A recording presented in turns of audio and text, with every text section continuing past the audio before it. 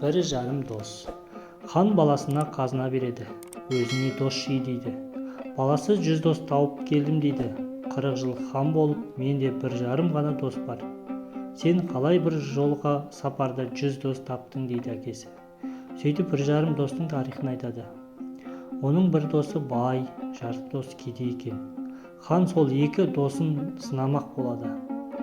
Мен үшін жаныңды қый, сонда мен тірі қаламын, дейді хан бүтін досына ауырып жатқан болып. Ол жанымды емес, малымды ал, балаларым көп еді дейді. Хан кедей досын шақырады, оған да соны айтады. Қидым дейді кедей. Неге деп сұрайды хан. Менің жаным халықтың ханын сақтап қалуға жарасса, одан артық керегі не маған дейді кедей.